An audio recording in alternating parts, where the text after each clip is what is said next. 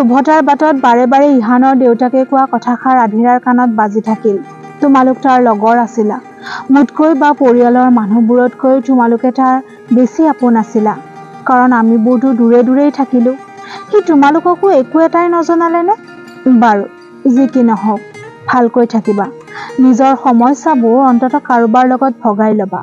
নিজকে কেতিয়াও এনেকৈ সময়ৰ হাতত হাৰি যাবলৈ নিদিবা।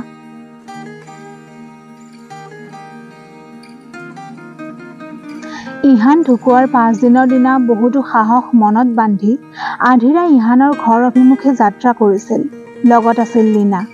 অকলে ইহানৰ পৰিয়ালৰ সৈতে মুখামুখি হোৱাৰ সাহস এতিয়া তাইৰ নাই। ইহানৰ মাক দেউতাক ককায়েকক বৰ ওচৰৰ পৰা পাইছে আধিৰাই। এখন সৰু গাঁৱৰ বাসিন্দা যদিও তেওঁলোকৰ মনবোৰ বৰ বিশাল। এবাৰ ইহানে ঘৰলৈ যাওঁতে জোৰ জবৰদস্তি কৰি মাক দেউতাকক তাৰ লগত লৈ আহিছিল। মাক দেউতাকৰ প্ৰতি তাৰ যথেষ্ট মৰম ভালপোৱা।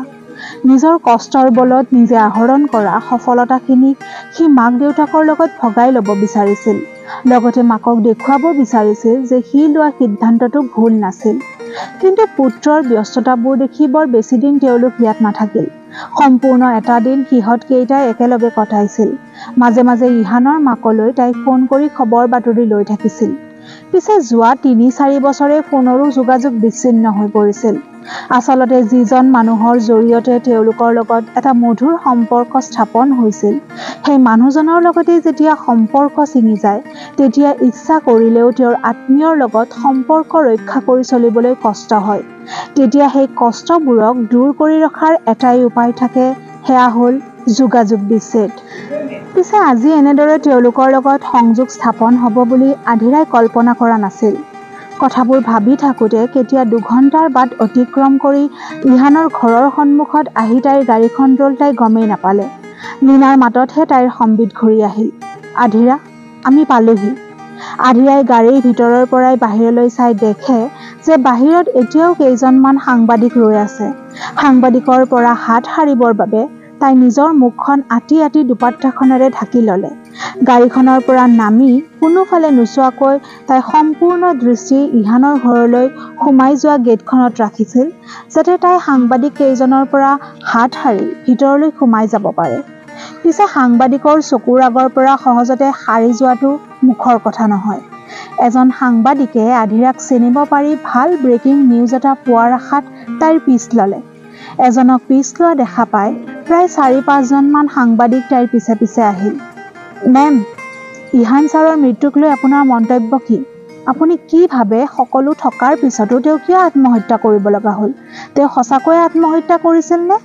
আৰু বেছি প্ৰশ্ন উত্থাপন কৰিবলৈ নিদি লীনাই সাংবাদিকসকলক বাধা প্ৰদান কৰি আধিৰাক ভিতৰলৈ লৈ গ'ল।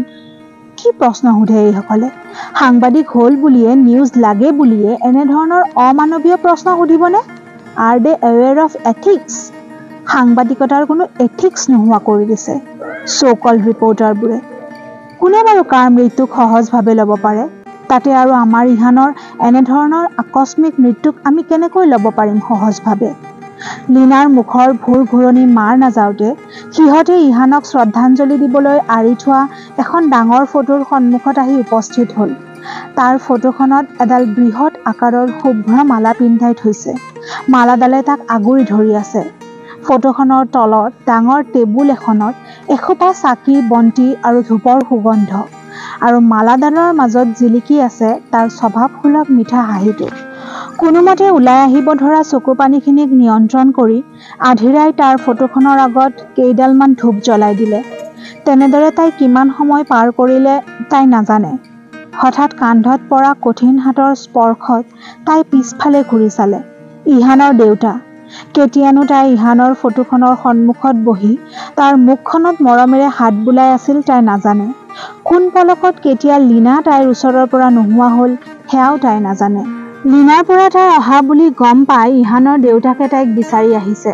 হয়তো যতীন্দ্ৰই বুজিব পাৰিছিল তাইৰ মনৰ ব্যথা।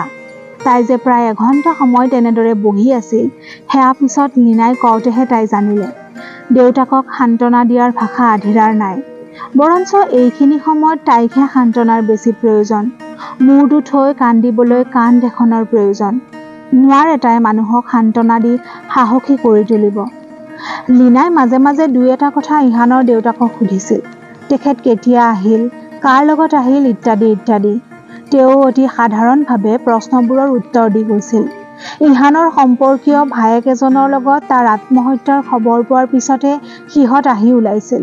তেতিয়া ইহানৰ মৃত শৰীৰ হাস্পাতালত আছিল। ইহানৰ মৃত্যুৰ খবৰে সিহঁতৰ ঘৰখনক জোকাৰি গৈছিল। সপোনৰো অগোচৰ আছিল ইহানৰ মৃত্যু তেওঁলোকৰ বাবে। ইহানৰ মায়ে খবৰটো শুনাৰ লগে লগে ঠাইতে ঢলি পৰিছিল। বয়সৰ আঁচোৰে মিনতিক বেমাৰী কৰি তোলাৰ বাবে বিবেকক মাকৰ লগতে থাকিব দি দেউতাক আৰু সোণটি মুম্বাইত আহি উপস্থিত হৈছিল। সেইদিনা ভালেখিনি সময় তেওঁলোক তেনেকৈয়ে বহি পাৰ কৰি দিছিল। পুত্ৰ শোকত জৰ্জৰিত ইহানৰ দেউতাকে নিজৰ মনক অতি কঠোৰ কৰি কৈছিল, যি হ'ব লগা থাকে সেয়াই হয়, কিন্তু যি হ'ল সেয়া মোৰ লগত ভাল নহ'ল। 15 দিন পিছত সি ঘৰলৈ যোৱাৰ কথা আছিল। কেইদিনমান আগতে সি মোক ফোন কৰি কৈছিল, দেউতা, মোক অলপ শান্তিৰ প্ৰয়োজন হৈছে আৰু শান্তি বিচাৰি মই কেইদিনমানৰ বাবে ঘৰলৈ যাম। ছবি এখনৰ কাম আধৰুৱা হৈ আছে, সেইখন শেষ কৰিয়ে এমাহ থকাকৈ ঘৰলৈ যাম। আকৌ উভতি চাম শৈশৱৰ সোণোৱালী দিনবোৰ। এতিয়াতো তোমাৰ আজৰিয়ে আজৰি, সৰুতে কৰাৰ দৰে বহুত প্ৰশ্ন সুধি তোমাক আকৌ ব্যতিব্যস্ত কৰি তুলিম। কিন্তু সি যে চিৰশান্তি এনেকৈ আজৰি ল'ব সেয়া মই কেতিয়াও ভবা নাছিলোঁ।